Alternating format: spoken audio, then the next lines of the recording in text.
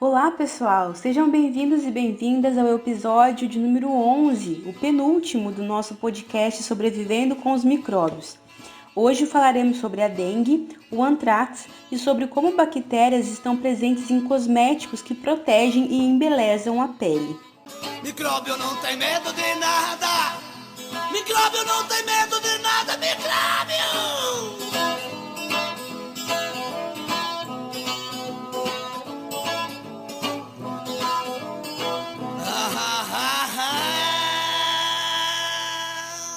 No começo do século XX, sofríamos com epidemias anuais de febre amarela, como vimos no episódio passado.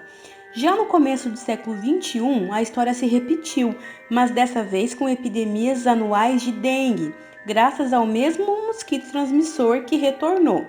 Só que o combate ao mosquito no século XX foi mais fácil, uma vez que naquela época só tinha mais lixo orgânico nas cidades e a população brasileira era bem menor.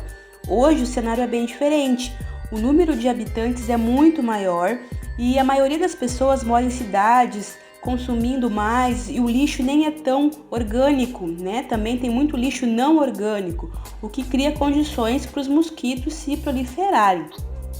A dengue é causada por um vírus, então parente daquele vírus da febre amarela. E em uma época remota, né, os vírus eles ficavam restringidos a macacos, habitantes lá da Malásia, onde esses vírus da dengue então se originaram por mutações e permaneceram ali circulando, né, entre mosquitos nos primatas. Ao longo do tempo, então, esses vírus caminharam nas ilhas, né, nos continentes, nas regiões. As embarcações, né, transportavam também mosquitos contaminados para outras regiões distantes. A globalização, então, do comércio ajudou a transportar o vírus da dengue para diversas regiões do planeta. Já o mosquito transmissor da dengue é originário da África e vem se espalhando pelas regiões tropicais e subtropicais do planeta desde o início lá do século XVI, nas grandes navegações, como a gente já viu no episódio passado. E assim, as primeiras evidências da dengue ocorreram no final do século XVIII, com epidemias quase que simultâneas em diversos continentes. A primeira epidemia de dengue no continente americano ocorreu no Peru, no início do século XIX, com surtos no Caribe, Estados Unidos, Colômbia, Venezuela.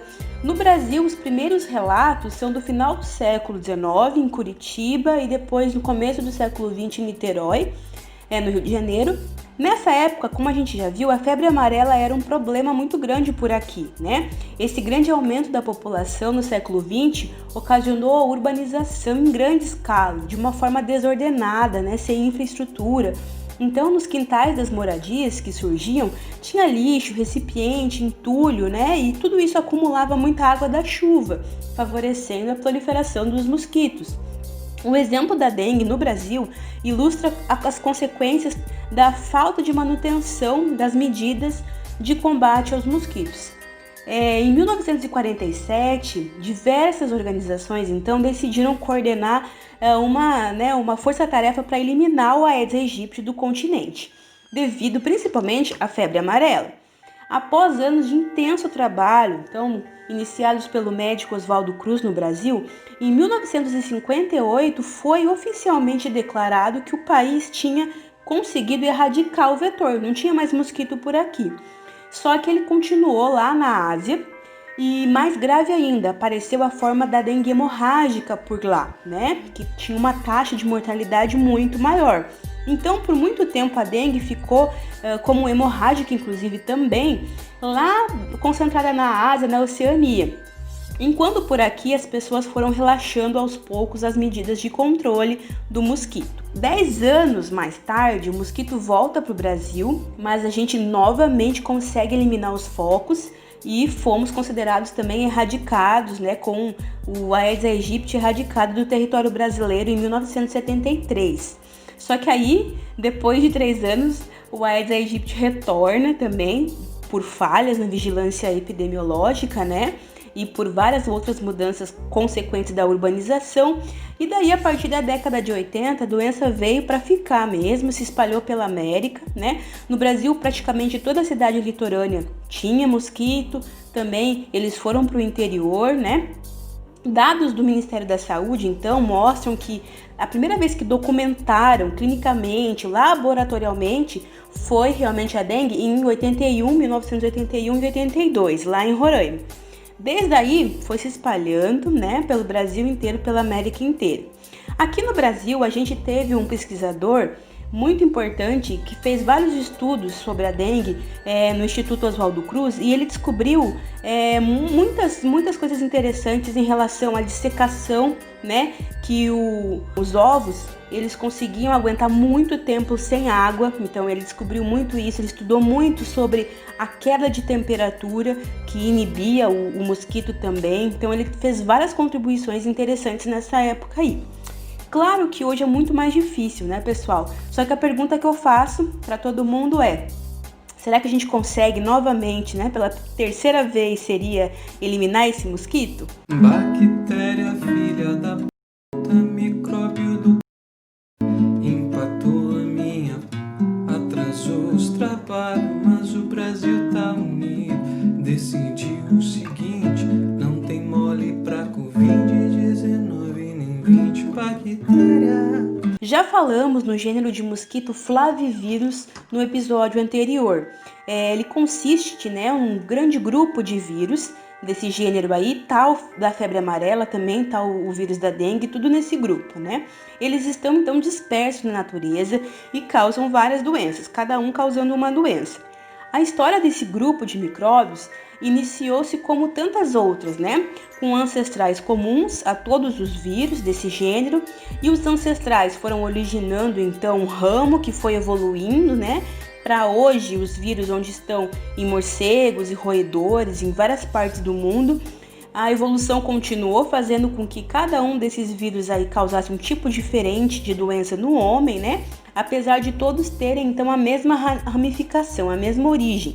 É comum a gente ver o nome arbovírus para esse tipo de vírus também, tá? Arbovírus significa os vírus que são transmitidos por artrópodes, tá? E que é verdade, esses vírus precisam passar por algum artrópode para completarem seu ciclo de vida, tá? Esses mosquitos também têm hábitos diurnos, é uma característica deles. Então a dengue ela é causada por um vírus que tem 4 tipos, pode ser dengue do tipo 1, 2, 3 ou 4. Essa partícula viral, então, ela tem um capsídeo proteico, uma capa envolvida por um envelope também, né, de gordura, como a gente já viu várias outras vezes em outros vírus, que nesse envelope também tem algumas proteínas ali. Todos os flavivírus têm lá dentro o material genético sendo de RNA, fita simples, tá? Então, ao sermos infectados por um deles, a gente desenvolve a dengue e ao nos curarmos, nós ficamos protegidos do vírus pelo resto da vida. Só que você se protege somente pelaquela versão que você pegou. Então, se você pegou o vírus tipo 1, você fica protegido do tipo 1, podendo pegar o tipo 2, 3 e 4. Por isso que as pessoas podem pegar dengue mais de uma vez, né? Teoricamente, a gente pode pegar dengue 4 vezes, tá? Diferentemente do vírus da febre amarela e de outros arbovírus, os vírus da dengue se adaptaram muito bem aos seres humanos, ao ambiente doméstico, né? Qualquer epidemia de dengue está relacionada então com a grande concentração desse mosquito, a grande densidade. Quanto mais mosquito tem, mais inseto tem, mais probabilidade, né, da epidemia acontecer. Os ovos, então, são postos pela fêmea, né, a alguns milímetros acima da superfície da água, em alguns recipientes que acumulam água, né, parada. Depois, então, quando chove, o nível da água sobe um pouquinho e entra em contato com esses ovos, fazendo com que eles, né, eclodam logo, em poucos minutos. De 5 a 7 dias, então, tem a larva, né, surge a fase larval, que ela passa por algumas fases, depois chegando no estágio de pupa, que é mais fixo, né, já quase, então, dando uma origem ao mosquito adulto, tá? Esse é o ciclo de vida do mosquito. Então, as fêmeas do mosquito, elas se alimentam de plantas, elas se alimentam de seivas, né? Elas só preferem o sangue, elas vão buscar o sangue no momento para maturar os seus ovos, é por isso que elas precisam de sangue, tá? Para terminar o desenvolvimento dos ovos. Em média, cada mosquito vive em torno de 30 a 45 dias. e a fêmea chega a colocar entre 150 a 200 ovos a cada ciclo de 5 dias. Então é muito ovo que ela coloca ao longo da vida dela, né? E ela geralmente copula com o macho uma vez só e fica fazendo essas posturas de ovos, porque ela guarda os espermatozoides dentro dela. Então, quando a fêmea do mosquito Aedes aegypti pica uma pessoa infectada, o vírus se multiplica no intestino do mosquito e logo infecta outros tecidos do mosquito, chegando até as glândulas salivares dele. Uma vez que o mosquito infectado, então, vai lá e pica outra pessoa, né? Ele vai passar para outra pessoa o vírus que está ali nas suas glândulas salivares. E o mosquito pode ficar passando esse vírus, né, se ele está infectado, até ele morrer, tá? E não existe transmissão de doença de uma pessoa doente para outra pessoa. Sempre tem que ter um mosquito no meio da conversa, tá? Na dengue clássica, então, a primeira manifestação é a febre alta, né? Logo, ela costuma aparecer rapidamente. Depois seguem dores na cabeça, no olho, cansaço, dor muscular, falta de apetite, vômito, até manchas na pele. Depende muito de pessoa para pessoa, tá? A doença, então, tem alguma duração de alguns dias, mas o sintoma, a pessoa pode ficar várias semanas com alguns sintomas da dengue, tá? Na forma mais grave, conhecida como febre hemorrágica, né, os sintomas são semelhantes, então, como na forma clássica, mas há um agravamento do quadro logo depois dos 3, 4 dias, né? Então, a pessoa geralmente sente uma dor abdominal antes dos sintomas ficarem mais graves. Daí, nesse caso, realmente pode acontecer, o vírus pode ir para outros órgãos, fígado, baço, pulmão, coração. E geralmente, os casos de dengue hemorrágica ocorrem em pessoas que já foram infectadas em algum momento por algum tipo do vírus da dengue. Até o momento, não tem um remédio eficaz contra o vírus da dengue, né? O tratamento é realizado com base em analgésico, antitérmico, indica-se uma hidratação oral, né, com aumento de ingestão de água, sucos, chás, soros caseiros. Não devem ser usados medicamentos derivados do ácido acetil salicílico, né, o AS. Existe uma vacina contra a dengue, mas ainda tem alguns inconvenientes.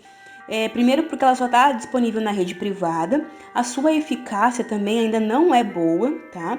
E também ela só pode ser tomada por alguém que já teve dengue em algum momento. Então, novas pesquisas são sempre frequentes para melhorar, né, essa eficácia da vacina da dengue. Os pesquisadores continuam, então, nessa busca por uma vacina eficiente para os 4 tipos, né, de vírus que a gente sabe da dengue, tá? Então, hoje a dengue predomina nas regiões tropicais e subtropicais do mundo, geralmente no verão, né, como a gente sabe, e a forma mais eficaz para combater, então, esse vetor, né, seria a conscientização, o monitoramento dos focos, né, por parte de toda a população, não somente das autoridades do governo, depende muito da gente, né?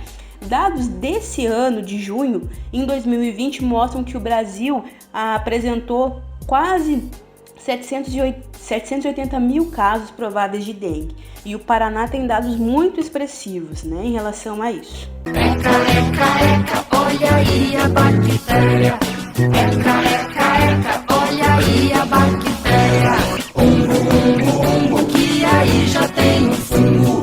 Umbo, que aí já tem um fungo. Algumas bactérias, como por exemplo o Bacillus anthracis, né, ou Bacillus anthrax, na natureza, quando eles estão em condições desfavoráveis, por exemplo, eles precisam de muita água, mas quando eles vão parar num lugar que está muito seco, sem umidade, ou quando está num lugar que não tem comida, não tem nutriente, ou a temperatura não está agradável, eles se transformam numa estrutura denominada esporo. Então a célula da bactéria se transforma numa estrutura meio arredondada que a gente chama de esporo ou endósporo.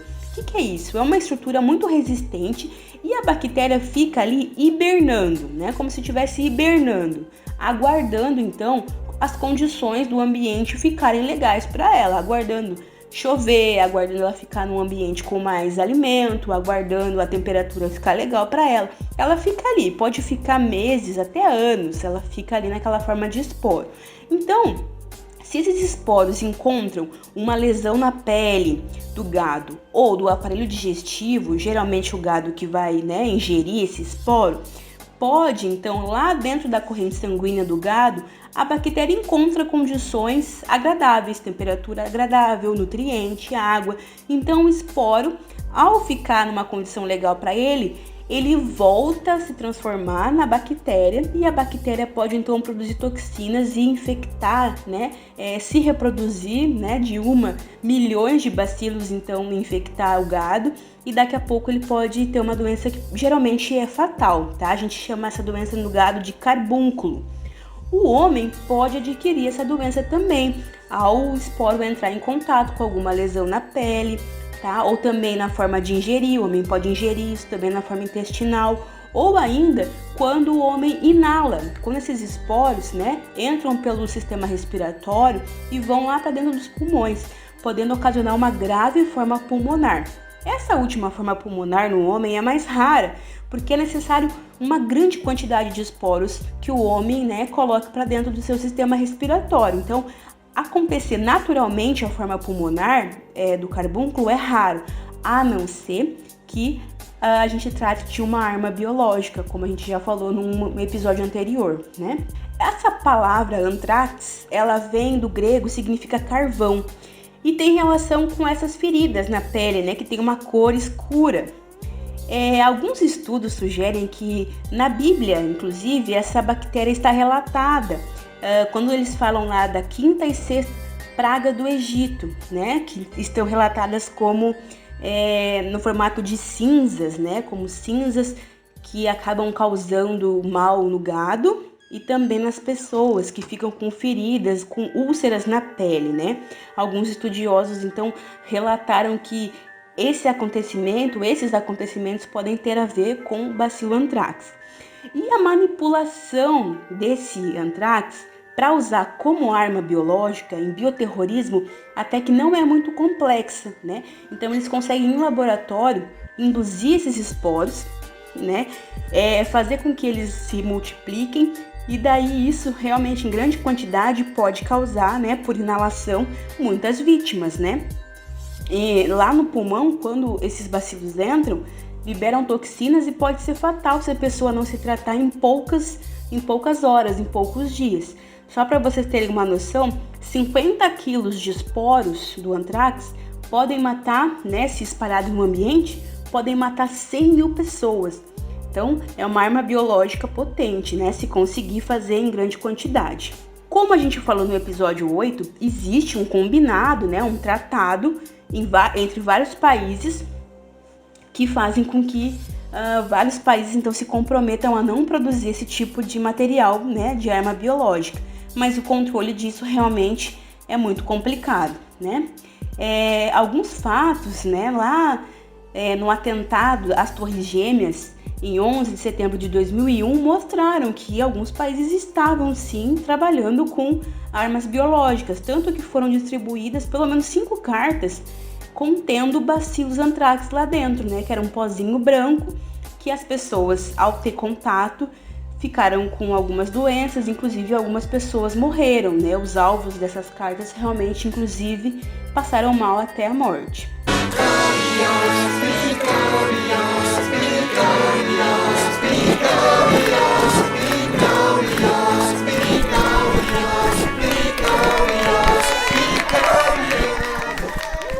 Devemos usar protetor solar sempre que expostos ao sol, pois ao longo do tempo os efeitos do sol podem ser muito prejudiciais para a nossa pele. Outro cuidado que cada vez mais tem ficado frequente é a utilização daquelas máscaras faciais, né, ou skincare. Você já viu alguém fazer ou já fez esse tipo de tratamento? Pois então, a biotecnologia levou bactérias para dentro dos frascos de protetores solares e também nessas máscaras, né, faciais de beleza. Os estudos com essas bactérias que são usadas apontam que elas melhoram a hidratação da pele, reduzem a sensibilidade também, combatem a acne, né, então protegem bastante a pele. Essas substâncias que são usadas nesses protetores solares, inclusive, foram encontradas em bactérias que vivem na Antártida, por pesquisadores brasileiros, inclusive. Então, elas conseguem ter uma capacidade de produzir fatores que bloqueiam a luz ultravioleta, né? Lembra que lá na Antártida elas passam muito tempo com um sol, né, escaldante em cima delas. Então elas possuem fatores, né, protetores, né? Então já foram realizados protótipos de protetores solares e também dessas máscaras. Tem algumas marcas, inclusive, que já vendem, já comercializam isso, né? E o mais legal disso é que essas bactérias presentes nesses produtos são sustentáveis, né? Porque os protetores solares, usualmente, que a gente tem disponível hoje, eles prejudicam o meio ambiente, né? Quando você vai na praia ou na piscina, essas moléculas, né, dos protetores solares são prejudiciais aos animais, às plantas, ao ambiente como um todo. E esses, no caso aqui, esses propostos não causariam esse dano no ambiente. Para finalizar, também encontraram que essas bactérias da Antártida produzem pigmentos. Então, já também alguns protótipos foram feitos de batom ou gloss usando esse tipo de bactéria. São inclusive batons com proteção ultravioleta, totalmente veganos, né, e sustentáveis, já que eles não utilizam nenhum tipo de material animal. Olha só que interessante os micróbios dando aquela forcinha no nosso visual.